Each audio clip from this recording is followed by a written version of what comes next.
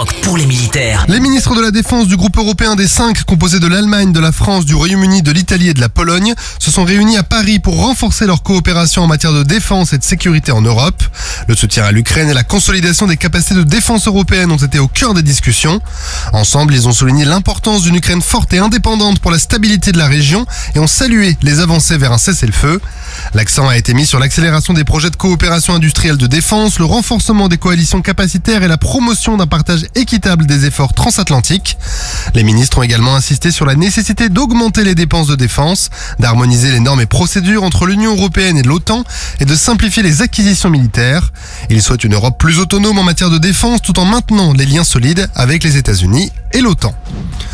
Le bataillon de reconstruction des forces armées dans la zone sud de l'océan Indien est intervenu dans plusieurs villes de Grande Terre pour des opérations de déblai après le passage du cyclone Chido.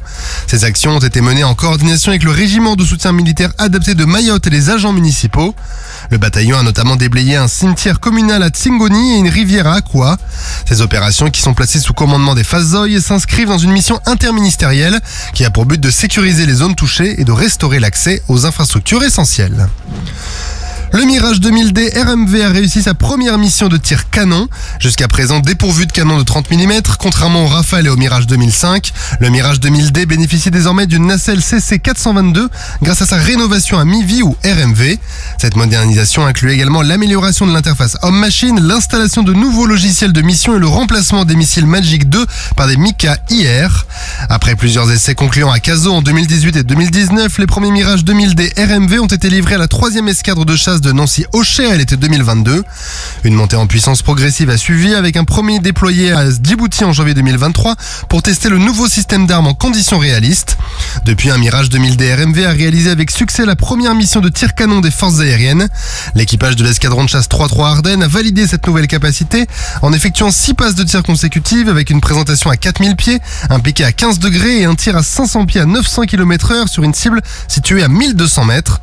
Grâce à cette intégration, le Mirage 2000D voit ses capacités opérationnelles élargies et sa polyvalence air-sol renforcée.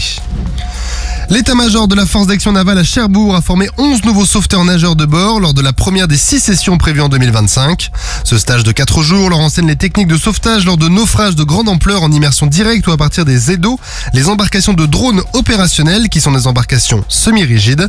Cette formation, qui est destinée en priorité aux marins de la force d'action navale et de la gendarmerie maritime, permet de pallier l'absence de plongeurs de bord sur certaines unités. Depuis 2022, 126 sauveteurs nageurs de bord ont été formés. Ces étapes servent également à tester de nouveaux équipements qui sont ensuite intégrés au matériel de secours embarqué sur les bâtiments engagés dans l'assistance aux migrants.